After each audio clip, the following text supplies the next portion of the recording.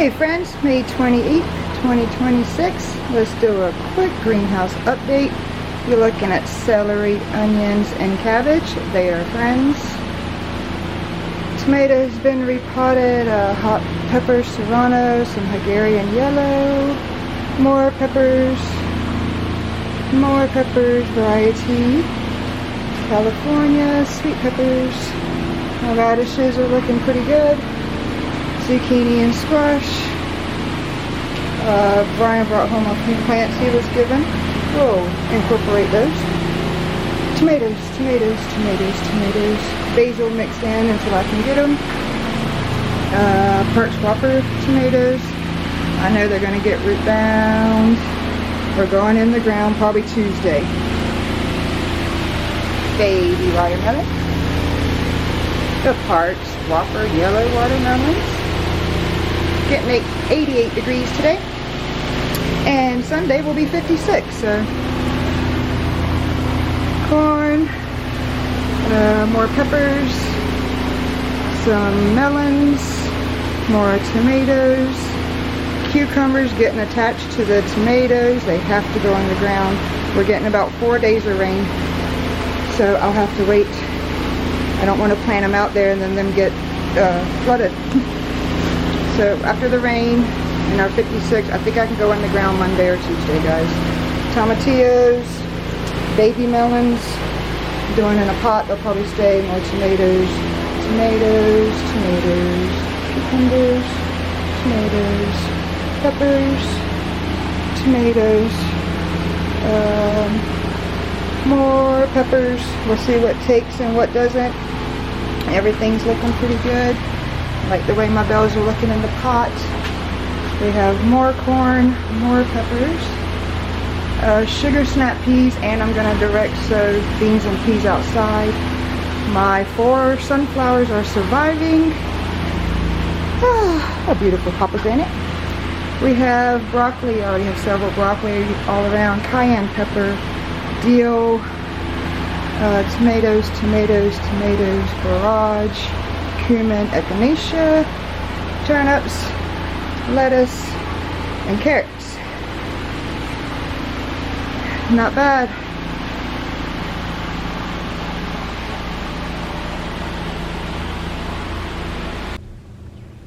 Under the steps is looking pretty good. I did have something dig up one section of chives, but I can always do more. And my sage, it's about time to harvest some, guys. Look at that. Time to harvest. Tie it up and dry. Taking a look at the old garden, we're going to have some regular cucumbers out here. Not many. I did move some beans out here because I didn't have room. Raspberry, cucumber, raspberry, a couple more beans, cucumber, raspberry, beans. That's going to be a pot of dill. That's a combination of raspberry and thimbleberry, I believe. The thimbleberry likes to take over, so I just tore down some thimbleberry to plant our northern bed straw. Thimbleberry,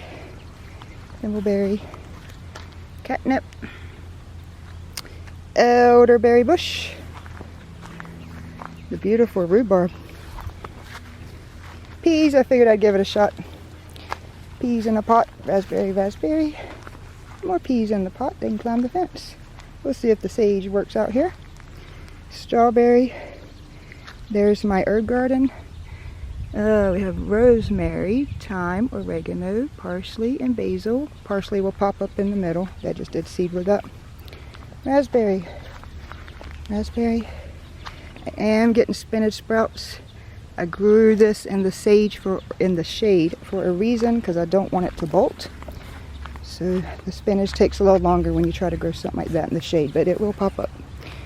Onions.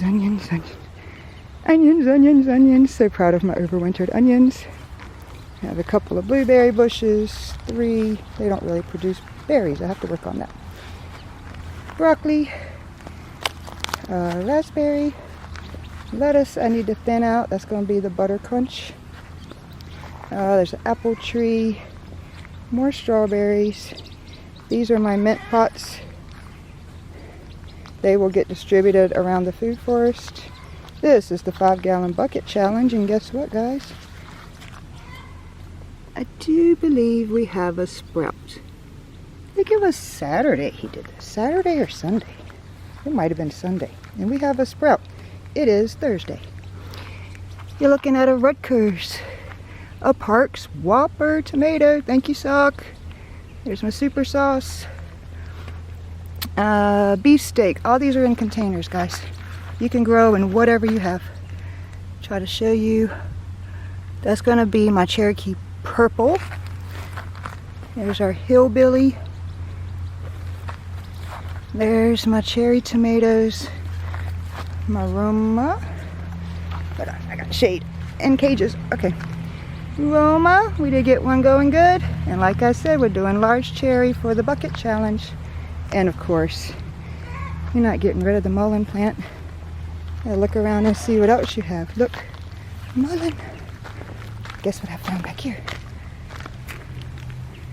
Mullein. All right, guys. Let's go check Medicine Hill. I'm proud of that clover. Well, guys, it's taken me a few years, but I think that the old flower bed is now a perennial herb Medicine Hill. You're looking at lemon balm, second year coming back. It is beautiful. Oh my goodness. That's my lemon balm, and I have two. I have two and they're coming back. You see the peppermint? I'm not going to tell you what these things are good for. There's articles on havefuninnature.com, lemon balm and peppermint article, if you're interested. See the beautiful peppermint? I know I gotta get some grass out, but that's pretty tall, dude.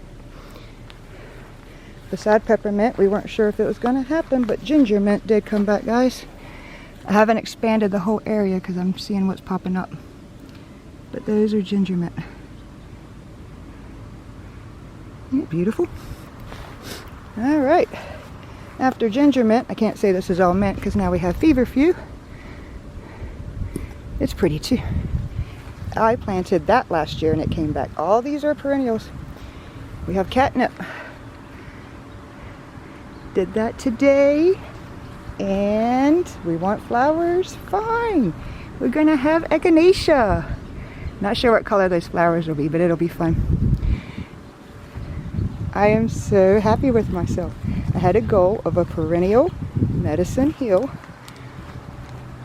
kind of herb garden, and I'm pretty proud. Took some research. You have to do your research, what's good for your body, what you're going to use, what your family will use, what goes good together, the spot that you have to grow it in. So do your research, and I encourage you, get a little container, put a few herbs that you use for tea. Make your own little tea bags.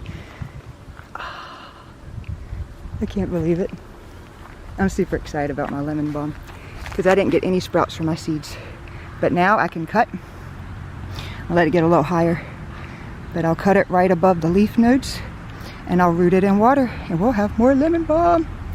Thank you all for watching. There'll be more garden updates. We'll be hitting the food forest next week, so much more to come. Please like and subscribe and know that we love you all. Have a good day.